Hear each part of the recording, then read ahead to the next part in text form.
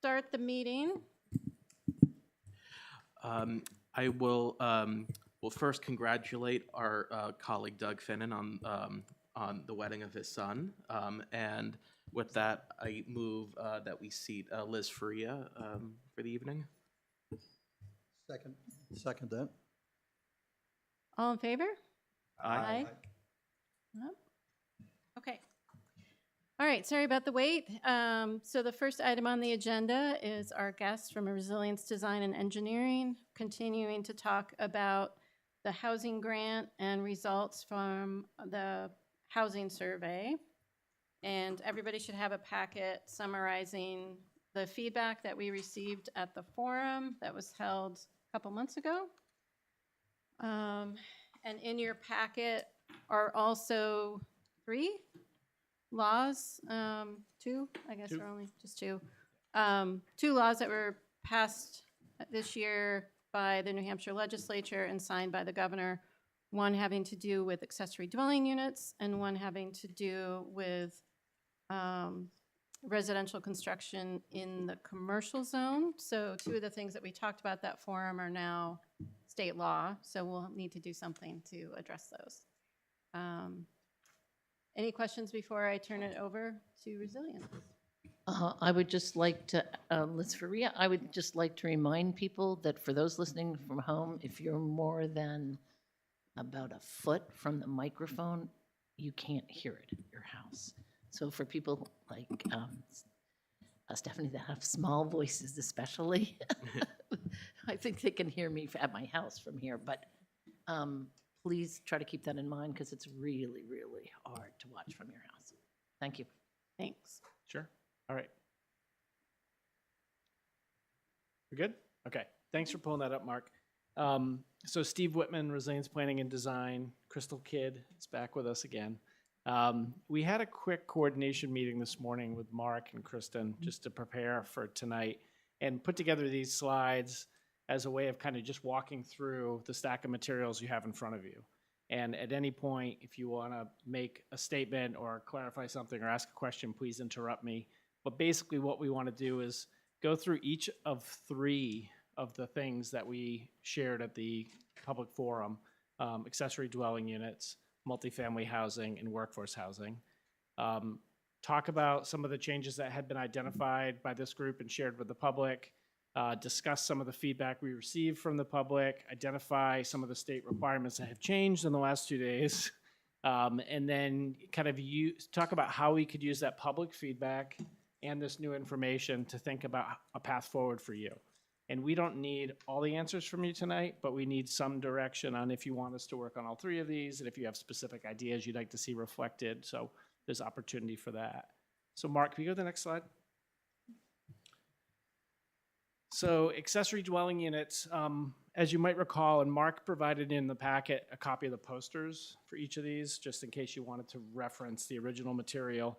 But the potential regulatory changes we brought to the public were allowing the option of attached or detached, removing the unit size limitation of 750 square feet and proposing some alternatives. We floated the idea of allowing a second ADU to be constructed through a conditional use permit and allowing the primary residence and the accessory dwelling unit to be rented. All right, next slide. And you know largely what we heard.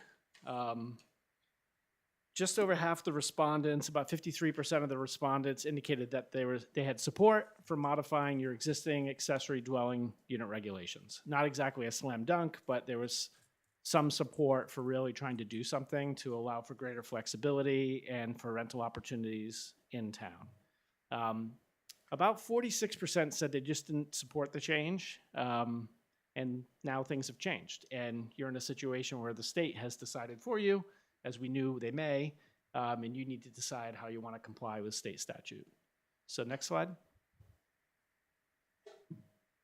So you said to interrupt, so the state Please. said what exactly, just for people who haven't been? We're going to get to that now. Oh, House okay. Bill 577, Okay, thank passed and signed this week, now allows attached and detached accessory dwelling units by right. It allows one or the other by right. It also says you shall not exceed 950 square feet unless otherwise allowed by the municipality. And you can't restrict the living space to less than 750 square feet, which is kind of a non-issue for you guys. So those are the biggest changes within that regulation. What Yep. does that mean, the second one? Shall not exceed 950 unless. So otherwise- unless you say that they can be bigger, that's the max size. Some communities have said they can be 1,200 square feet, they can be a third of the primary residential unit, but they just increased it to 950 as the default max. Okay, but you can always, as a municipality, have the right to go beyond. Totally, totally. A lot of communities are at 1,200 square feet.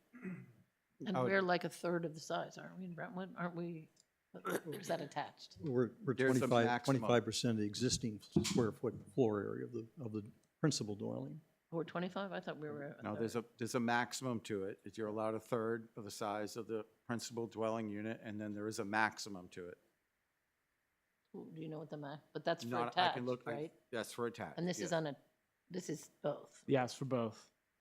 Yeah, and that could be a new structure that's detached, or it could be an existing accessory structure that gets reworked into a dwelling unit.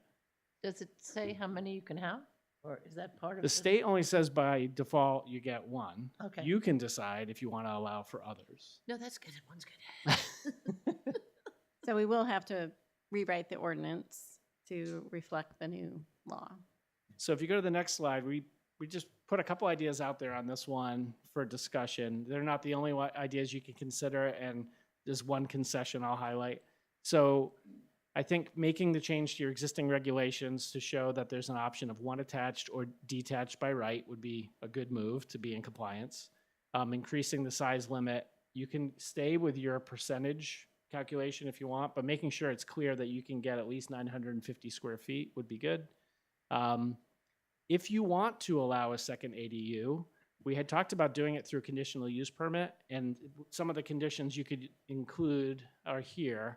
It could be related to appearance, because now you're into a second one. You've already allowed the primary ADU. You could have no additional driveways. You could have larger lot area. So you could have, if over a certain size or screening, so if there were larger lots that could easily accommodate one attached to the primary home and a detached one in the barn, and they wanted to do so and provide 2 rental units, you could allow that. If that feels like going too far right now, I totally understand. The fourth bullet on the left, we had talked about maybe allowing both the primary residence and the ADU to be rented. After talking with Mark and Kristen today, I get a little gun shy about that one. I'm happy if you want to go forward with it, but because it wasn't a slam dunk on ADUs, that might feel like a bit much to people.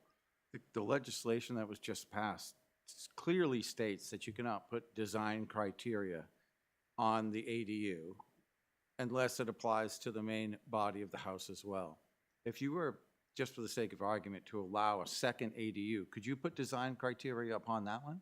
It's unclear. We think you could because you're going above and beyond. Right. I don't know that you'd want to if you haven't done it for the first one anyway. So that might be less. We had included that in the poster as a possibility, so I wanted to keep it in the discussion.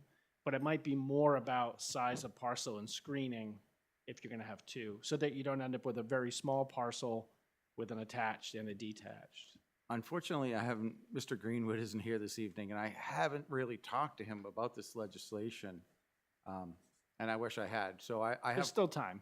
There is, so it's not effective July 1st. It is. That was in the legislation that it was effective July 1st, 2025. Okay. Yeah. So that leaves me in a lurch to say, what do you do now?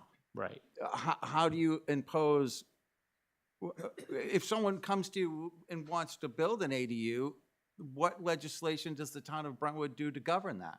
I think the state of New Hampshire has really put us in a lurch here. Every town, all 234. You'd have to follow When- state law, I would think. Yeah, But- state law preempts. But, but wouldn't we just give them the existing ordinance and, with a little carrot, right, detached in there and, ask? That's not, you can't, I don't think you can do that because it hasn't been voted on by the voting body of Brentwood. Well, the State law detached- takes precedent. Right, the Right, detached correct. part. But I'm saying as far as everything else that's in there, it still could stand, right? The only thing that's not legal at this point is saying it has to be attached. Mm-hmm. Yeah. So I Like- think, I know you're limited to driveways to 500 feet of frontage, that you can only have one driveway. So I'm trying to piece this together in my mind, Yeah. because I know they're going to come, and they're gonna wanna build, and they obviously have the right to do so. Well, they have a right to it. They have to make all the, have all the dimensional setbacks that are required. Yeah. They have to have potable water. They have to have a septic design.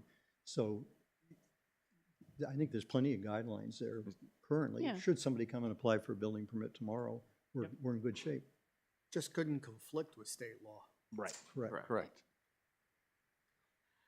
If I could just say, before we move to other topics, in terms of like the allowing a second ADU to be constructed through conditional use, like, I'll just state for the record, like, I personally kind of like the idea of a potential conditional use permit, but I do also recognize that we may have to make some tough decisions based on, you know, where the support is and if the community support is really there for that on town meeting day. So that's, so I just wanted to kind of, you know, throw that out there, that, you know, we have to, you know, respect the community's wishes, of course, because it'll be the people, you know, who vote on it, so.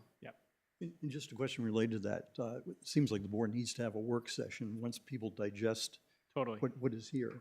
So, I mean, do we have a month before we give you further suggestions on? Yeah, I how to mean, proceed? you have time. What I think we should do for you and what we're prepared to do is to take your existing accessory dwelling unit regulation and mark the things that you should change to meet state Oh, statutes. absolutely. And then mark some of the other things like, and give you choices. You ultimately you have a number of months that you can make choices and have this dialogue. And what we shared with Kristen and Mark today is for each of these, we can create like a one-page voter guide that explains why you're suggesting the things that are now state law and then some of the other options.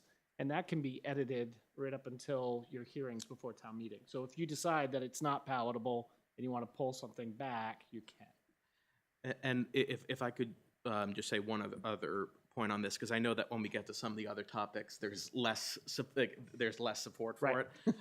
But I will say, just anecdotally, I've had some positive conversations with folks who aren't thrilled about some of these ideas, but, you know, when we kind of, at least from my personal experience, when we explain to them that our goal is to both comply with state law, but also be able to craft regulations in such a way that they, you know, work for our town, people tend to be, you know, more receptive, because if we don't make these changes, you know, then it becomes a regulatory sort of, not the Wild West, but it would make things more challenging to implement and create some more confusion rather than having an ordinance that is fully up to date. Right. So I just kind of want to throw that out there because I think that some of the numbers later on in the survey, if people kind of had that context, that it may shift things a little bit. Obviously, I can't say that with certainty, but. That's fair. um, Can I ask one other question? yeah, So we have several copies of both this and this on the table that are probably going to get thrown away after this meeting. Can we share them with the yeah, public? Okay, yeah. I'll be happy to. Anybody? They're not being used and this isn't. Yeah, right? please. Okay. They are the two on the top, they're, the way I've set that packet up, that there's 4 parts to that packet. The top 2 are what we're talking about now. Yeah. The I bot- wasn't going to give them, yeah. I wasn't going to give them. Okay, just some context to what you're being handed. So I like the idea of getting a draft that, you know, we can work from and having part of the edits be, you know, to be up to date with current state law. This is kind of, you know, like, Yep. we should do this. And then a couple options. And we'll still have public meetings on it, so, you know, we'll get feedback from people. I think on the second unit, my first gut reaction was no, but if we had an acre, you know, like if somebody has 4 acres, which could already support 2 houses, and they wanted an attached and a detached, I could see that being, you know, that might have some support.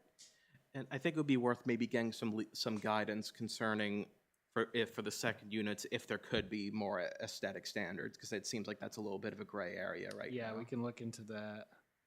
And the idea of the second one, there's a significant cost to building Right. an accessory Yeah. dwelling unit. So even if you're attaching it to your existing home or you're building within an existing structure, we've talked about that. It can be Yeah. hundreds of thousands of dollars.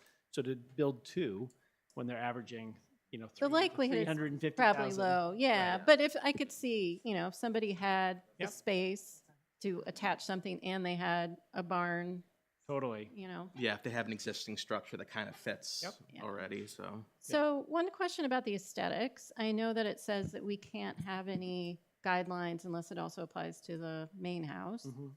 Can we have something that says, because technically this sort of applies to the main house, that together it has to maintain the appearance of a single-family residence You know, or a single-family Those residence words are right in our current with, ordinance. with a outbuilding or something, Sure. so that the second, a detached doesn't have the appearance of The second a single second family house. Yeah. Right. Yeah, we'll look at that. I know that many towns do have it in their regs. That's in our regs currently. It is, but the new law says you can't have aesthetic requirements unless it applies to the primary house. So I'm trying to think of a way that it could say, like, as a package, good this aesthetic rule applies. Sure. So I think that's one of the most important things for people in town is maintaining that rural character. It's a lot of Right. it is appearance and how Okay. things look. And Mark, I do want to look at the driveway. I know we've talked a lot about this, but verify what our ordinances say. I can tell you, you are allowed one driveway. You're allowed a second driveway if you have 500 feet of frontage or more. And the process for that, so that whoever is reviewing those is aware that that's. That would be the person who reviews your driveway permits. Yeah. If someone want to apply for a driveway permit, that Yeah, legislation is but it very doesn't clear. come to us, so. Yeah, we can talk about that later. Okay. Okay, can you have accessory dwelling units at over 55 communities? No. Because we have, That's Nowhere? baked into their bylaws, that's baked into their It homeowners is? says you association. can't have ADUs? Yeah, if you, Does? yes. Oh, okay. Well, it depends on which Microphone, lot sorry. size. And they're septic. I think they were, It depends if it's like River Run or Three Ponds, right? Right. I mean, there are no interior lot lines on our cluster or senior housing projects. So they're not they're actually condos. condos, It's called common land. common land. Okay. Or So even lim- the one question. like some of River them are Run- known as limited access, limited common land, limited, how they phrase it, I'm- limited. I'm just throwing it out. I'm sure it'll come up. You basically own from the sheetrock in to the interior of the house, literally, as an Okay. individual homeowner. Okay. So I think we have some direction on the ADUs. We want to go to a equally fun topic of multifamily, the next slide. So just as a reminder, there were a few things here that we talked about with the public. Expanding multifamily and mixed-use development opportunities along the 125 commercial corridor, allowing multifamily uses at a higher density of 10 to 12 units an acre, but basing it on DES septic loading requirements. Allowing garden-style apartments that were larger in size and actually would create workforce housing. That's the key. It wasn't just to allow them because they're big, it was to allow them because the finances work to create units that can be affordable to all the numbers we looked at for Brentwood.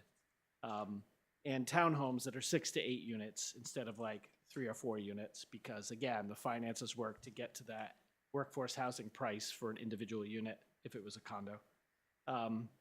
Allowing cottage court developments, the potential for allowing multifamily homes in the town center, and the idea of buffering and maybe some soft design requirements to break up massing of some of these were all floated.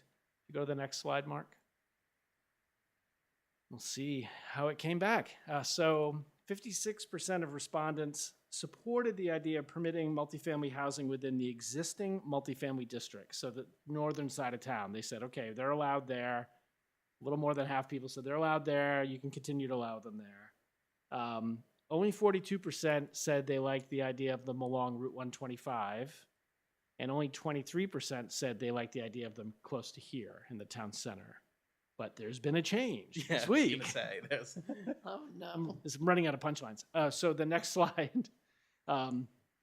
shows the other change in state law this week. House Bill 631 now requires municipalities to permit multifamily residential development on commercially zoned land. The question is, does this apply to Brentwood? We had a discussion about that this morning. I'm not an attorney, don't pretend to be an attorney. Mark Fougere, who's been here with us, I talked with him at length this afternoon. We're both reading the legislation the same way. It doesn't say that it doesn't say that the district has to be serviced by municipal water and sewer infrastructure. It just says that water and sewerage have to be possible, have to be achievable. So it's a little fuzzy the way it's written. It's open to interpretation. So now we start to think, well, if you only allowed it where there's town or city, water and sewer, it's a very small number of communities that impacts, and a lot of those allow housing in their commercial districts. So it may be something that talking with town council would be a good thing to get a Brentwood perspective on this. I think we're going to hear a lot in the next week or two as all towns are talking about this. and just one quick note Please. here on this one, because I believe the version we have here is the one that Governor Ayotte signed this week. And it says that this one actually does go into effect next year, 26. 26. So that gives, There's some time. yeah. And what's the ambiguity with regard to why it would or would not apply? It's the way it's The legislation is in your packet. yeah, it says, Is this something that I imagine the New Hampshire Municipal Association will come I out think in with? the next couple an weeks, we're going to get a lot of interpretation? clarity. Yeah. Yeah. So I don't- shall be so. provided, that's the ambiguity in it. Well, it says shall be available Shall- or provided, Shall be Yeah. available or provided, but we don't have public water and public sewer. So, but it doesn't say public, right? Mhm. And sewage systems could include a septic? Is- Yeah, I mean, if Yeah. they're willing to provide it, I'm wondering if you can say no to them. Yeah. To have a residential, multifamily residential in your commercial district. So that would be 125 Pine Road or something? Yeah, so you could, Not pine, not Pine, not 'cause industrial. you don't have to allow them in an industrial area. Oh, yeah, but it's, I thought it was commercial. that's, it is. Okay. We do not have a strict industrial zone. So that's a consideration. Yeah, Pine Road is not labeled strictly industrial. We don't have a strict industrial area of town. It's all, shouldn't say all, most of it is zoned commercial, industrial. But If would it be- has the word commercial in it, it can be used as commercial But property. it's important to read the language of our commercial industrial zone because it Mm-hmm. specifically speaks to the, about 75% of Pine Road being the northerly section where housing is excluded. Right. Right. That's by our. Within that legislation, I think there is the room to deny them. Because it Right. does say in that legislation, you shouldn't put it near industrial zones. Yeah. So I think we could deny it on Pine Road. You could also create a sub-district around Pine Road next year. Well, this needs to be a conversation Yeah. because this is going to take effect next year. Right. So we need to I really don't- think about that. I don't and see any sharpen it. downside to taking what's already designated as no housing and just making it Just clarify. clear Mhm. that it's industrial Mhm. only, because you don't want housing next. No, we could, there's a lot of possibilities we could explore. Number one, rezoning Pine Road to just industrial. Right. And if sections of 125, if we wanted to rezone them as well. And limit, or encourage where we think that these would be best suited on 125. No, that's a great idea, Mark, that we didn't talk about this morning. You've clearly been thinking a lot today. And I hadn't thought of it either, but you could, if that was the case, you could decide on what your commercial districts are, because they're quite long. Rezone them, yeah. Can we go to the next slide? 'Cause we have a couple ideas that aren't as good as that one that you just had. I guess what I wanted to do is just pull in from the bigger list on the left, a few things to think about for next time, and we'll be flagging these and bringing them back to you. Crystal, I think, bristled a little bit when I had her proof this because I had the big numbers in after we had talked this morning about trying to scale it back a little bit. The reason I kept them in was after talking with Mark about the finance. And so if you really want to pass the straight face test of allowing for reasonable opportunity to create workforce housing in multifamily units. You have to allow a density that will do that. And the previous density we determined wouldn't allow it. You weren't really seeing a lot of it because of that density and because of the cost of construction, all the other things you don't have control over. Acreage, building. Exactly, it's- yeah. So there's a conversation that still needs to be had with this board and maybe back with the public to some degree, or going out to groups about what the right number is. And it's not that it has to be 20 to 24, but if you could get closer to those numbers, you provide an opportunity. You could still require screening. You could require that the facades are broken up so that if the structure is seen, it doesn't have this boxy look. With multifamily, you can do that. How does that square with single-family residential workforce housing like Brentwood has had in the past, where you have a single-family home where the finances worked to have, I don't know, small percentage of those workforce housing? Like, why do you need, if it's mixed or multifamily, why do you need so many units to make it work? So for rental multifamily, the garden style stuff, you need a lot of units, like the 20 to 24 was Mark's estimation. Townhouses, you can get away with fewer. A lot of the townhouses are going to be owner occupied. You can hit that target for workforce housing, owner occupied workforce housing that was identified. I think you were just a little under 400,000. 396,000. Yeah. So it's substantial, and it's hard to do a single family home for that. The way you could, one of the ways we talked about before was to allow single family home, workforce housing, single family home developments that restricted the unit size and allowed them at a higher density. So the lot would be smaller, the unit would be smaller, they'd get additional units. But that didn't seem to gel with a lot of the feedback we saw in the forum. So Yes, but it doesn't mean you couldn't specifically. revisit that if you wanted to. More than half of respondents, 64%, were not in favor of allowing up to 10 to 12 multifamily units per acre. So if you try to But- do. But like, you don't need but to- what he's saying is the red face test is there's still a workforce housing law in New Hampshire, and we have to provide reasonable opportunities. So that's the Mhm. needle we're Yeah. trying to thread with this, is we know people don't want to see a lot of workforce housing, but we know that we're vulnerable right now because we don't have a workforce housing ordinance. So, Yeah.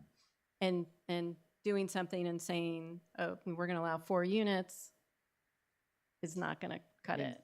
Unfortunately, there are a number of towns with case law on this. So let's say Crystal is actually a sleeper developer. She's just been in here kind of watching what's going on. She comes to you, she proposes a project, she asks for some relief to make it work, to create workforce housing units. She's denied, she can appeal that. She can say that you're not actually meeting the statute that's now 15 years old and that you have repealed. So you show a track record of not really wanting to do it the way you did it before, but there are other ways. And I think you're Yeah. finding a number of other ways that you can now try to provide workforce housing in a way that fits your character. ADUs being ADUs one of that them, look like right? our houses. Yeah. Lots They of can be them. used. But you in- have to allow add to your multifamily workforce too. housing calculation. And not everywhere. It's good news for them. Not everywhere. And so you already allow it in places, and there's some support in the north end. You could restrict where your commercial districts are. You could also restrict in the commercial districts if it's just above non-residential or if it's behind. Like, you can be more specific about where. So you could say to the rear of the lot, behind commercial uses. We could talk about some other standards. Yeah, so let's separate these two for a second. So there's a new law that says we have to have we have to allow multifamily and commercial.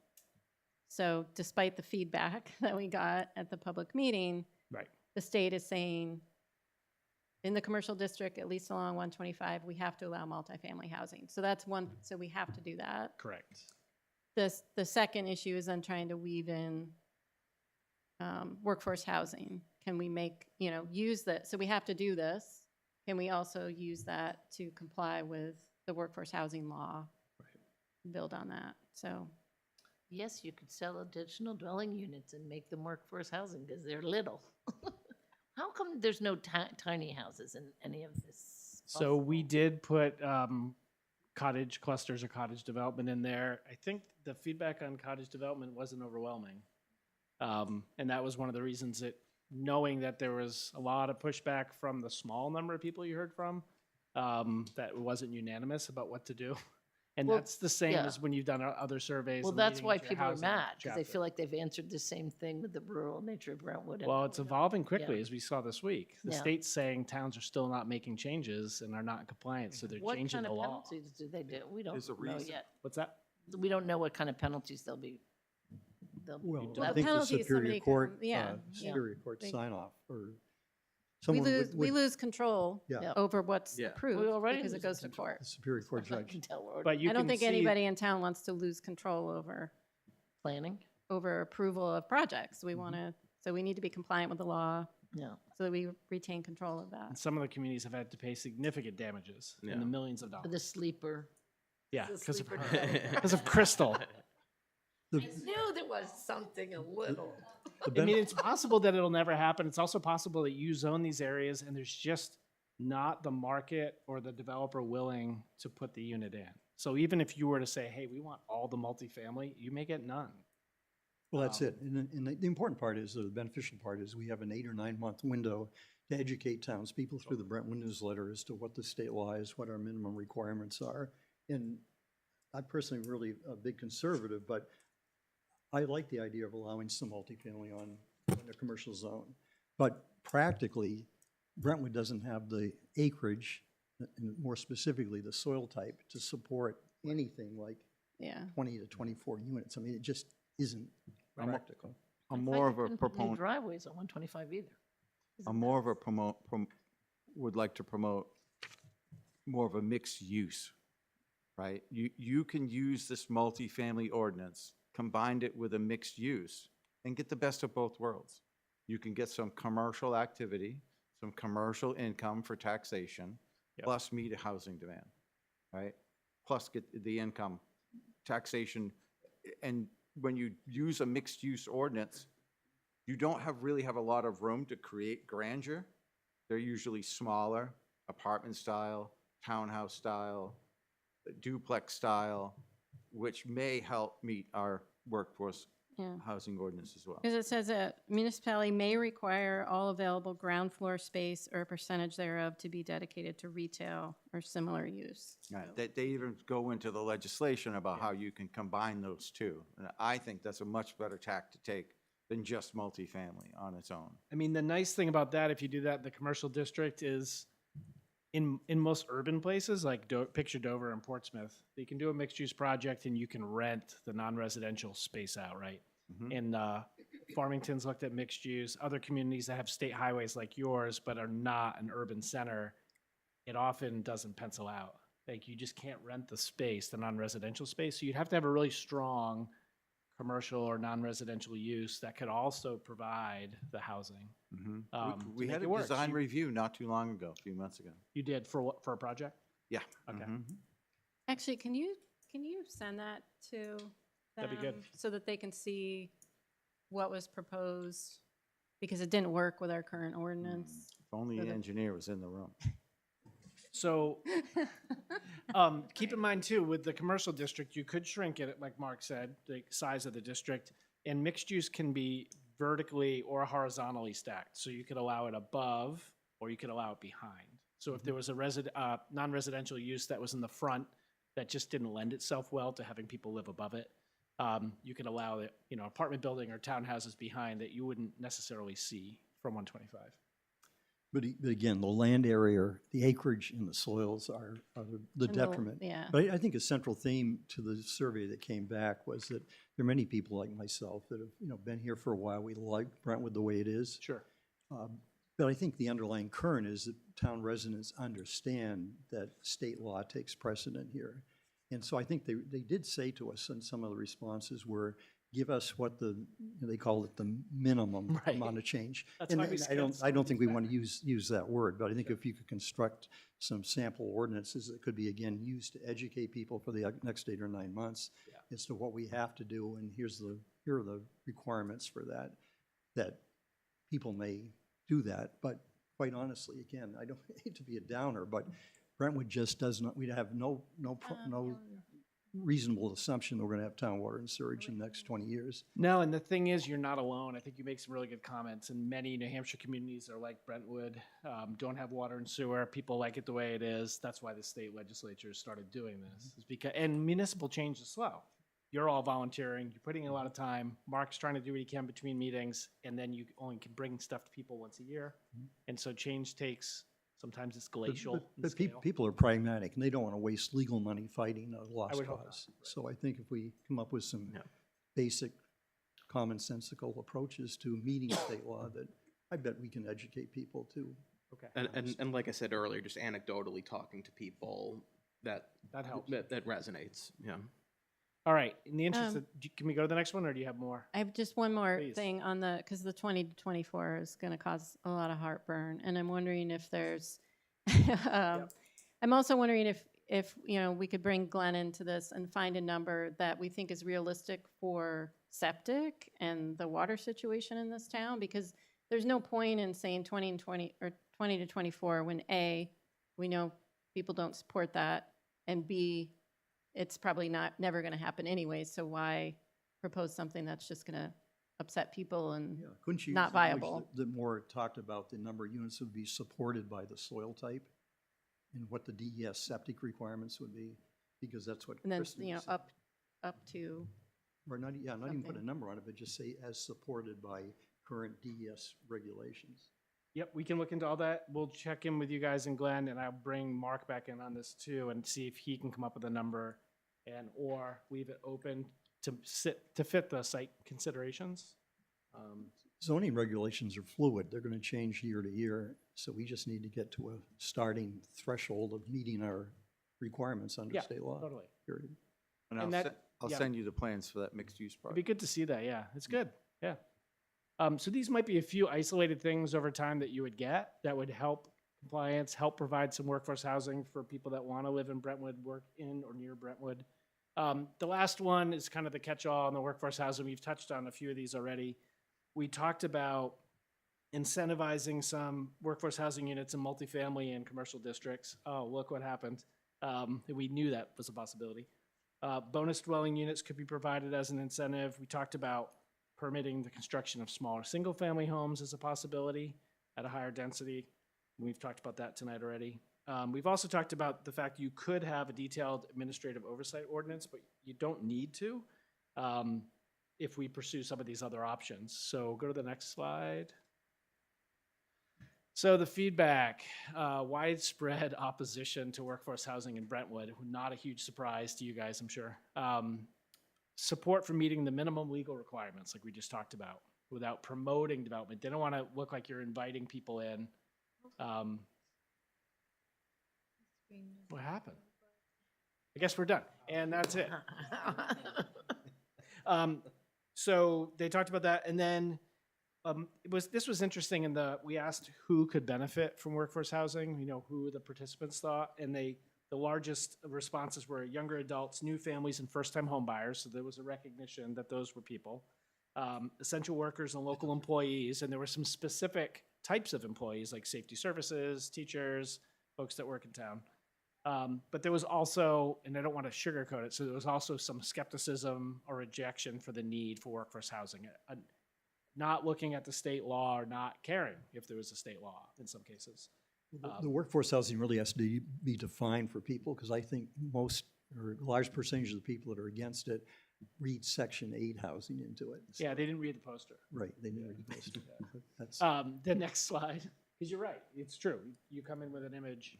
So the next slide, just $100,000 is nuts. Not Section 8. What was the amount? 390, what was it? It's $396,000. for owner occupied. Yeah. So just a reminder that this is state law that's been around for 15 years. It's RSA 674, 58 through 61, and it basically says that you need to provide a realistic opportunity, and it talks about what that looks like. Multifamily in part of your town, but not townwide. Accessory dwelling units are now recognized as workforce housing, and so there's a possibility there. And so right now, at the density allowed and where allowed, it looks like it doesn't really pass the test. And so what we've suggested on the next slide is a couple of ways forward. It does seem like there's interest in trying to meet the minimum of the state law, so that's an opening. We do need to make sure when you bring things forward to the town to vote on that it's clear that there are reasonable and realistic opportunities. So re-looking at those numbers and looking at the requirements for multifamily, that's a good strategy. The changes to the ADU regulations, if those were to go forward, that would help, because that will make some additional workforce housing units possible. And then some of the other stuff we just talked about through multifamily, basically, will help if some of those move forward. The other thing that we talked about today, and I checked back in with Mark this afternoon, is you could consider adding a workforce housing related incentive to your cluster subdivision regs. So you could allow for a bonus for some units if some of the units were those smaller single-family homes that hit that price point. It's an idea. We could work on some language, what that would look like. You might as well have us do it. It's being paid for by your grant. You don't have to use it. We basically had that allowance in our original workforce housing ordinance. No, it really, it was its own standalone Yeah. ordinance, and it really was. Now, why I kind of crafted the idea of adding it to our cluster is a cluster development has a setback. It has a 100-foot radius around it that is protected. That is to maintain open space, to give open character to a development. It just brings the homes closer. So adding that bonus, that density bonus to bring workforce housing into that, at least it kind of has the selling point of leaving open space. If you really take a look at the workforce housing development of Kennedy Circle, there isn't a lot of open space involved in it. Okay. I'm taking the comments that we've received from the townspeople of Brentwood, and I'm trying to pull that into a philosophy where I can kind of meet that a little bit and offer at least a cluster development gives really good open space. I know it's hard to point that out, but it really does. If you take two plans, if you took a plan of a cluster development and then Kennedy Circle, which is unfortunately the only workforce housing we have. Doesn't Autumn have some workforce housing? within Yes, it? I think Oh, about, Autumn does as well? yeah, about 10%. Okay. I think there's maybe four or five units there. I'll take a look at that one as Yeah, well. because that actually, I think has a nice, aesthetic to it. Nice Better feel. than Kennedy. Right, it's Yeah, really, I will look at that one, thank you. it's hard to distinguish the units True. there. That's ideal. True. Yeah, you can't. No, what the can't tell. limitation is that you're bound by the Consumer Price Index or some federal standard for a 30-year period. Now, one reason is that they all look similar. Even the people that bought the workforce housing units have put garages and additions onto them if the dimensional requirements can be met. Right.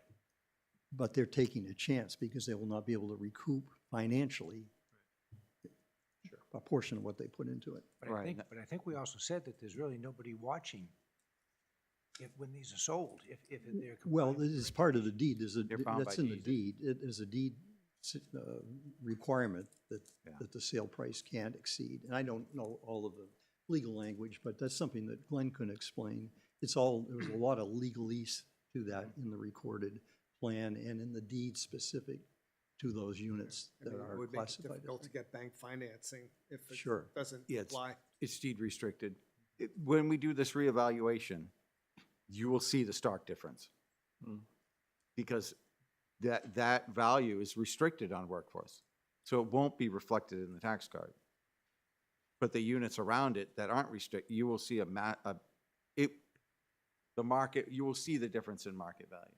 And that's one of the things I don't like about that is that, Mhm. you're taking people who, you're trying to help people get into a home, Mhm. get into the market, and then they don't see any upside. Yeah. Like they're not building capital. So that seems to, and like in the long, I guess if you stayed for 30 years, then, that would be your savings. But in the meantime, if you had to move, you've just lost out on building wealth. Couple to move in and acquire one of those homes at a bull market. Yeah. I agree with that sentiment. But it kind of hurts the, yeah. the person sides. is not building wealth in the way that For as much. they might. Yeah. Yeah, no, I, It'd be Um, interesting to look at some of those and see what they sold for at first and when they've sold again, if people did gain some equity. Or if people are sticking around. Or if they they're sticking haven't around, sold right. them, yeah, yeah. 15%, I think the number's 15%. Okay. You can sell it for 15% more than what you purchased it for. You know, just one thought on this whole process is like building a house. No, it's literally. Our next town-wide circulation of the Brentwood newsletter is the September issue. So content has to be in by the 15th of August. Yep. So just one thought is if we just start this in the most simplest terms and lay out to townspeople through an article, you know, what is required of us as a town to change our ordinance to come into compliance with state law? You know, give them the basic foundation first. And then each month over the next 6-7 months could be an addition and why we're suggesting changes.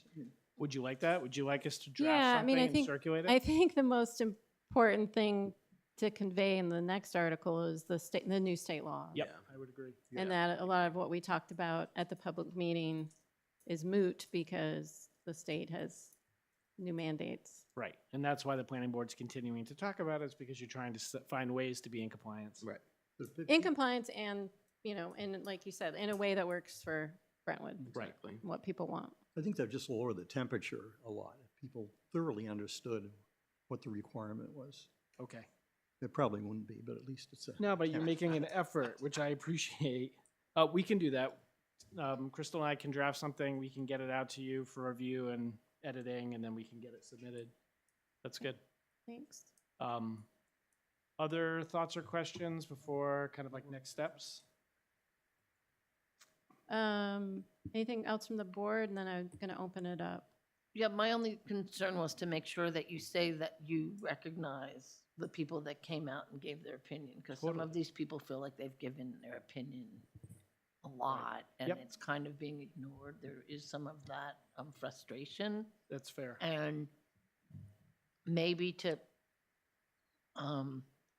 acknowledge it and say we're trying to figure out how the state mandates will work with the Brentwood sensibilities or something, or with your concerns, because we have to do some of it, and we want to make it that we're not just having all these surveys and ignoring the same people who keep letting you know. I do want to address that in a couple of ways, though. One is we're trying to be open and transparent and and ask people. And that was one thing that kind of surprised me, is that people basically said, stop asking for my opinion.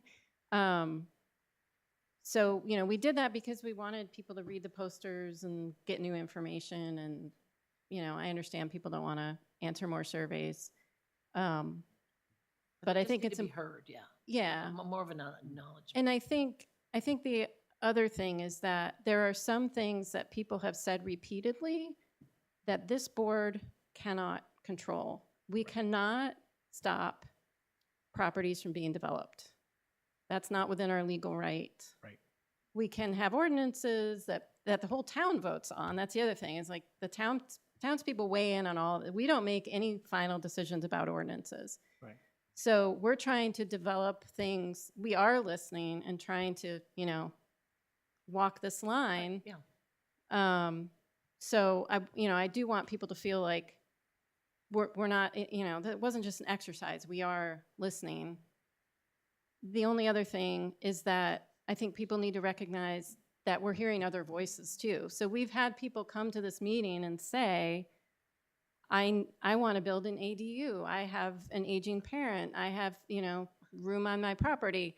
So I know there's, people have expressed some sentiments a number of times, but they're not the only ones who have, shared information with us. So we're really, and I think I speak for everybody in saying, like, we're all approachable for anybody who's listening at home too. Like, if anybody wants to talk about any of this stuff, we were trying to do write the best ordinances we can, make the best decisions we can. Yeah. We're all out in the open. There's nothing, we have no hidden agendas or anything. We're just trying to be compliant and figure out what will work for Brentwood and protect Brentwood, because, we don't want to be vulnerable. Oh, Yeah. sorry, Mark. And a survey's not a vote either. Right. You know, we have to be the moderators of everybody in Brentwood, and we have to come to a middle ground as, you know, we want to listen to people's comments, and we certainly take them to heart, and we certainly think about them, and they will certainly be used within our legislation. But we do have to recognize that you will see this legislation on a vote. You know, you will have the chance to vote on it. And I see a very vocal portion overrule some of maybe more silent people in town, right? We certainly don't want to put up anything that is going to fail. I mean, we Right. want, No, we we wanna want to be- put something up We want to be for a successful. vote that people will support. If there's nothing else from the board, I want to see if anybody, if there are any public questions. Yes? Can you use the microphone and? No, I got it.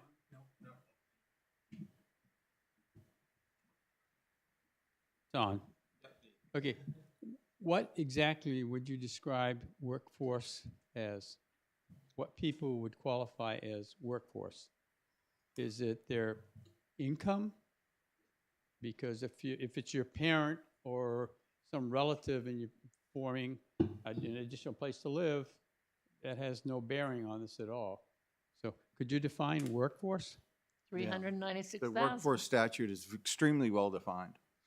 It is the median household income of your area, which is calculated by the state, makes that calculation. So the HUD creates that calculation. It's very sound mathematics. That ordinance is very well put together, meaning it's a percentage of that. Owner occupied is 396,000. And then there's a 30% renter, I believe it's 30%. There's a certain calculation to like a rental property if it meets the standard of workforce. That's why we're talking about maybe ADUs potentially in the legislation can be used towards your workforce housing calculation So if they're under a certain rental value. So the state will determine what you can charge for rental? No. They just say that a certain percentage of your housing stock, you have to create the opportunity for someone to rent that or buy that at a certain value. There was a point in time where Brentwood met the workforce housing statute simply because it had old farmhouses for sale that were going for like $220,000, $200,000. Correct. That just doesn't happen anymore. And the more reevaluation we see, the worse this situation's going to get.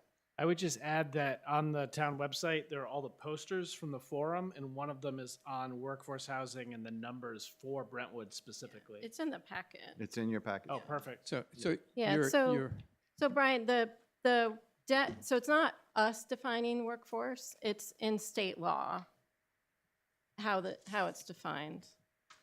And I know you mentioned HUD, I think you were just mentioning that for how the income piece is calculated, but this is not well, what I'm all leading to a is HUD program, it's the state law for if the workforce state housing. determines how much you can possibly charge for rent, then you've got to weigh that No. with the No. cost. That's of- You not- can charge that's whatever not you it. want for rent. It just, if it's under a certain number, then it qualifies towards you're meeting your share of available housing within your town that is considered workforce. Okay, I'll let it go. That legislation, you'd have to really dig in and read the legislation. right. You have Thank to you. create the opportunity. Townwide? I don't recall from the legislation. We'd have to look at it. 674, we have to look at that one. Yeah, but there's a calculation that so the opportunity, you have to Yeah, create the because opportunity. you can do a calculation to show that you meet it. Many communities don't now, especially with rising prices. Thanks, Brian. Yes? Hi, I'm Letty Bedard speaking on behalf of myself and nobody else other than me. I just looked up those limits for the year 2025, and 100% of the housing and urban development median area income for a family of four, meaning this makes it affordable. Family of four, probably 2 adults, 2 kids. The income is $140,000 a year, and the estimated affordable purchase price is $431,000. That number went up So it's jumped quite a bit the so last- since this, yeah. But the other point that I want to make to that is that, that means that a lot of town employees would qualify for workforce housing. Would or wouldn't? Would. Would. Would. What was the income? $140,000 a year. For That's- 2 adults. For two, so like if Yeah. if you're both working. Total family income, total family. So just thought I'd mention. Thank you.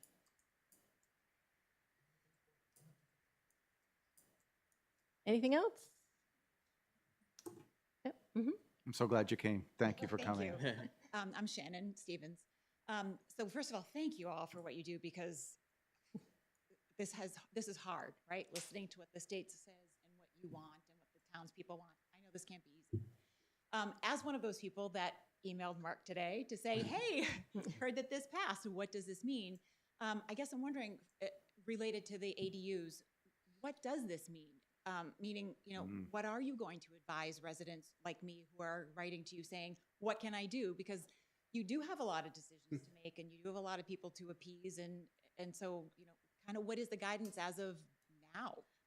Do we think that the municipal association is going to be coming out with some guidance soon? I'm hoping. I mean, it's just day 2. Yeah. And I've gotten plenty of phone calls Yeah. about it at day 2. And so I'm trying to hold back the wolves a little bit until I can get some clarity. But, if you have a plan all laid out, I wish, I don't say I wish, I cannot say don't apply. Right. Phil, I can't say that. Right. We will do what we have to do within the town of Brentwood to stay compliant with the legislation that has been passed by Kelly. So if you have a plan all laid out, fill out your building permit. So create that Go- plan, get go- that building yeah, permit yeah, in. absolutely. No, Yeah. I- The short answer is you can now build a detached ADU Mhm. Yeah. by law. It's yep. July 1st. Mhm. The longer answer is we have an ADU ordinance that, until we can update that, if people could follow that with the exception that now it can be detached. But the other kinds of things are consistent with what, the community voted for and would like to see. So if you can stay within that, and then the other thing is the driveway, you need at least 500 feet of frontage if you wanted a second driveway. Yeah, I have to figure out what we have. And that was, I know you had made a point about having the 2 units look as though they're possibly, did I misunderstand what you said? Look like it's 1 unit? What we're trying to We can't place any avoid, legislation upon that. So Okay. you as a homeowner can make the aesthetics of your home the way you would like them to be. Only because the lot that I'm in, it's not possible to put it right. I would have done an attached if I could. yeah, So yeah, it really has to be pretty detached. yeah. So it would Mhm. look I like think 2 what separate. we're trying to avoid is looking like, you have a 2-acre lot and there's 2 houses there, right? So if one looks like a carriage house or Gotcha. a cottage or something The other that's- one's Smaller, mid-century got it. modern? We can Um, say that, but we cannot legislate you to do that. Gotcha. it's a If you could- please and it's a, what, make it really your community members would like to see, but yeah. Certainly. little And I farmhouse. think that for me, and I would hope others would still want to preserve the beauty of Brentwood. Right. And only choose something that's going to look beautiful and nobody's Right. going to drive by and think it's an eyesore or it looks out of place. So, okay. Mhm. Well, I thank would, you. I People would will follow the notice. state's legislation of 950 square feet. Okay. Do not follow the town of Brentwood's attached ADU ordinance because it allows a bigger one. We may allow bigger ones as discussion and have that passed at town, by town vote. But for this particular moment right here, until March, 950 square feet, detached, your design standards. How does this Very much. do impact fees? And, well, there'd be an impact fee paid upon when the Occupancy? occupancy permit is. But that includes schools? Yes. Okay. ADUs. Anything else? The last thing is, when do you want us to come back? So I looked at your calendar and you have the 21st of August. I'm guessing that's a meeting like this where you have a lot of applicants who wish we would leave, so that they can get in front of you, and I don't blame them. No, these are billable hours. Yeah, but still, Not still. necessarily though, if a lot of people are Um, away. Or September 4th is your first meeting in September? Is that a workshop meeting, or is that also, do you do hearings on the 4th? We haven't I know I have some applications coming up. I talked to a gentleman today who's trying to get on June, July, August 7th. It's going to be tight. Okay. I will Doesn't- not be here the August 21st. I'm on vacation. If we could push it to the 4th, September 4th, then it'd give you more time to review what we send you, and then having you here and having Glenn here, that would be great. So you'd send us something before that? to Absolutely. Mark up? Yep. Yeah. And sounds that, good. if it's on the 4th, there's a chance we'll have Mark too. I'll try to get Mark to be Okay. here, just in case other things come up. On workforce. But the Brentwood newsletter article can still proceed. We're gonna work on that. Thank you so much. Thank you so much No, again, this is- yeah. This isn't easy. It is like building a house, so I appreciate your commitment to it, so thank you. Yeah, and the newsletter article, you can, will the September be out by then? The September or August? I'm No? not sure exactly. The date for Okay. submission is August 15th. Okay, so yeah, it won't be out probably. Okay. All right. Next item, we have a public hearing for Sig Sauer Academy, 233 Exeter Road in Epping, and tax map in Brentwood, 203 lots 18, 19, and 26. Jones and Beach has submitted an application for conditional use for stormwater management around the indoor range.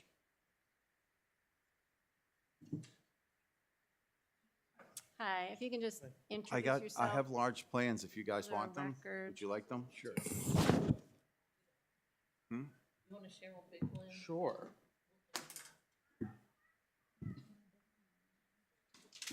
want a big one or a little one? Do we have it? Or we could share one of the smaller ones too, if you'd like. Yeah, I probably want to mark Stevens. Did you get? Yes. Liz, might want one of the top You get sheets one of there? these? No, sorry. Okay.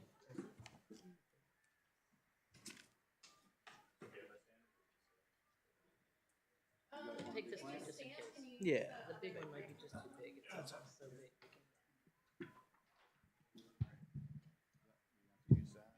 Actually, no.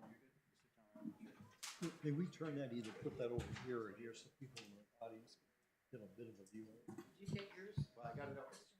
You do, okay. Okay, cool.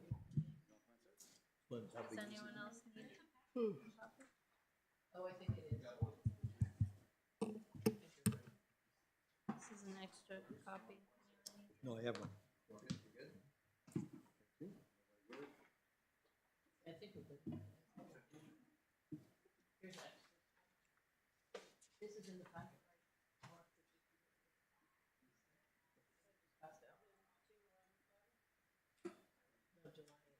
No, July. Sorry. I'm sorry, what was your name? I'm Nick Perez. Nick. I own the engineers. Obviously, I'm here to discuss the 6-hour range. So first, big button right in the middle. There you go. Perfect. If you want to go to the next slide down, actually. For those of you who haven't been over to the Sig Sauer complex, the 50-yard range is circled right in red right there. It's really close to that big white building out front if you ever drive by there, so we're not too far from there. And we're right over the town line, so right inside of Brentwood, so you folks get to make a decision on this. Next slide, please.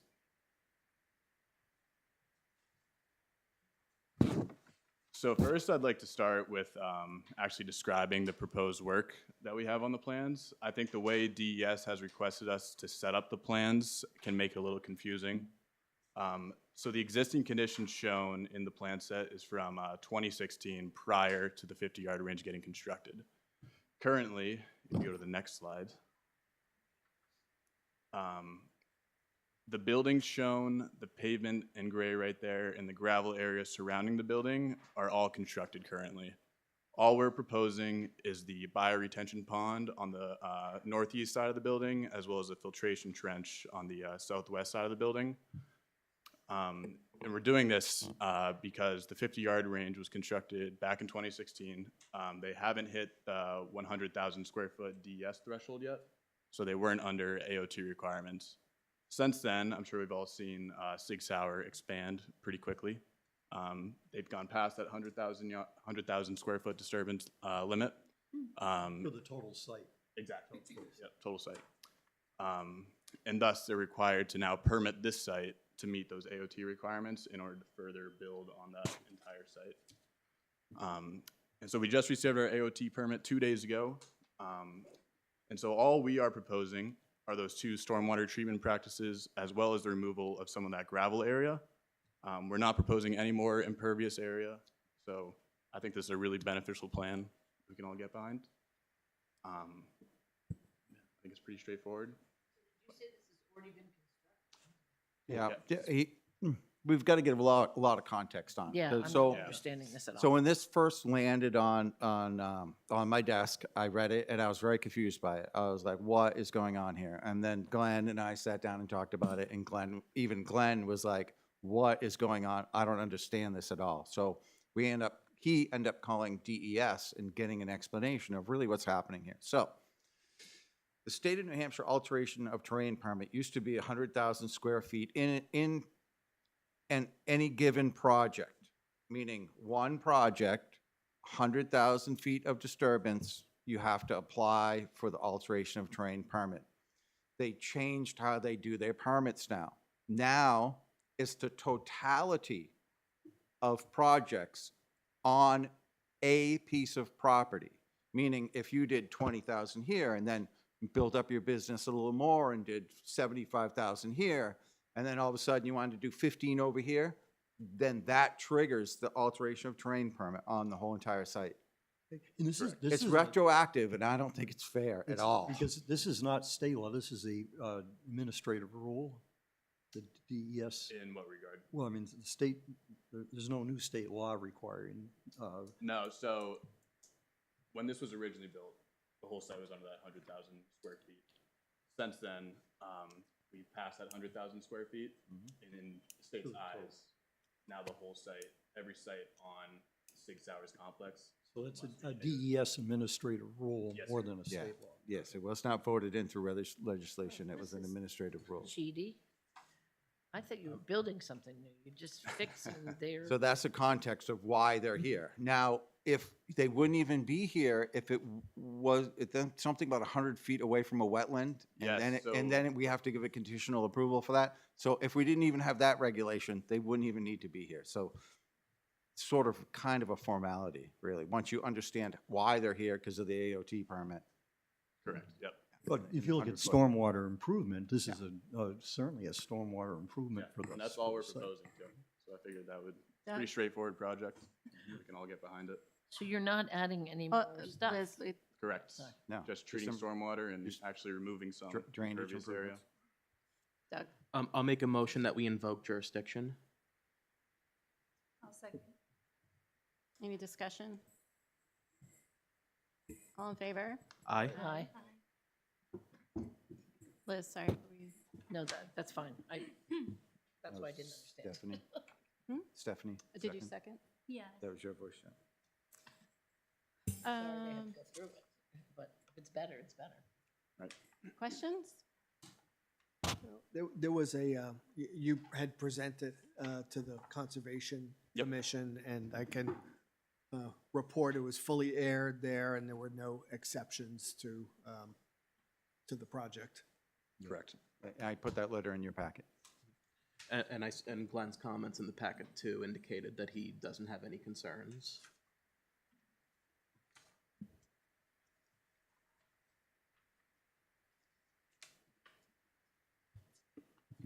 Any public questions?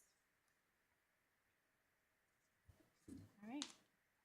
Does somebody want to walk us through the conditional use permit? I mean, we have the letter, so that's, you can just use that. Yeah, because we have to go line by line, right? Yes. Yeah. Hey, Mark, what's the page for that? I bet it's 80. I think it's in here, like, It is, I think they included it within their Yeah. submission. Bruce, it's at the front of this packet. In their letter, they have all the requirements in there. Okay. Okay, good.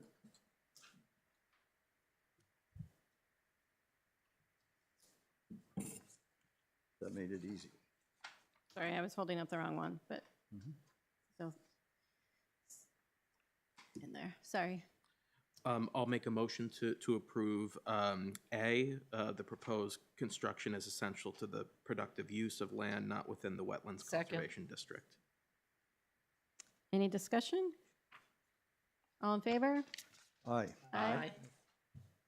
And y'all can follow along on the June 11th letter. Okay, so I'll make a motion on paragraph B. Design and construction and maintenance methods will be such as to minimize detrimental impact upon the wetland and will include restoration of the site as nearly as possible to its original grade and condition. Second. And again, this was part of the DES approval. So, Any discussion? All in favor? Aye. Aye. You guys gonna take turns? Yeah, sure. I move that we approve C, no alternative route which does not cross a wetland or has less detrimental impact on the wetland if feasible. Second. Any discussion? well, just to note that for the record, there is no wetland crossing proposed. Period. All in favor? Aye. Aye. Well, you get the short one. So paragraph D, stream and wetlands crossing, which shall be avoided whenever possible. When necessary, no wetland crossing shall exceed a length of 250 lineal feet, and crossing shall comply with the state recommended design standards to minimize impacts to flow and animal passage. And this is really non-applicable because, again, no wetland crossing is being proposed as part of this conditional request. Second. Discussion? All in favor? Aye. And I'll move section E, wetland boundary markers of a type approved by the planning board will be set in order to visually delineate the furthest extent of the wetland. Second. Did we provide any guidance on those? I know we've just talked about that in the past where we had specific. Yeah, we Markers talked that about we coming up with the wanted. design criteria that this board would like all applicants to pursue, but what- You could ask the applicant to submit what he plans to use and as a picture. Wayne has done that before. And we will send it out to board members, and if you don't like it, let me know about that. So, so E, move to approve E with the caveat that we would like to see a visual representation of the boundary markers, and that is subject to our approval. Yeah, do we have, Mark, do we have a couple possibilities? Like, can we make it really easy? Do we have Whoa, ones already? okay, watch this. I'm digging. Hold on. Hold on. Because if you could No, just say, there was. If there there's was a- something that we've there- approved before. Yeah, that's what It I'm was getting at. Eric Sala. I know I'm not saying his name correctly, and I apologize, Eric, if you are. You can contact the office and get Okay. an example of what we've approved in the past and just try to be consistent with that. Absolutely. you must have some typical detail for what Epping requires, because you must have other, so That's correct. that may be sufficient. All right, Are all in they- favor? I just have one other question about it. Are they all sort of clear, like, or are they subtle? What? Wetland boundary. They're little tags about this big that are on a steel post that say, wetlands marker, do not dump your stuff. And do they go away after the thing, or? they We stay cannot there till they- control, we cannot control what people do when they Okay. do. But the idea is But that the idea is they so provide somebody would guidance, so see it during and the go, I won't process. dump my grass clippings in there. well, Gotcha. forever. I mean, Oh, not just a little during thing the- with a flag on Yeah, it's not Still the supposed to be first thing. obnoxious, Yeah. you know? it. Okay, Okay, still second the same thing. all in favor? Aye. All right, and then we need a motion for the whole thing. Yes, has been our historical method of operation here. We make one final motion to state that the applicant has met all conditions for conditional use requirements. Second. Any last discussion or questions? All in favor? Aye. Aye. Aye. All right, thank you. Thank you, guys. Thanks for waiting. course. It's very Hopefully it was interesting. It's good information to know. Yeah. All right. Do you want me to find what that marker looks like, or we're letting it go? Nick, Send it does to that, them Nick, later. you have to Letting do it the die. same thing in, These guys make it look. in Hemping? You have to do the same, whatever. Or it doesn't affect, yeah, or it doesn't. You get to do this all over again. Good luck, thank you. All right. So we're actually out of time. No, I'm kidding.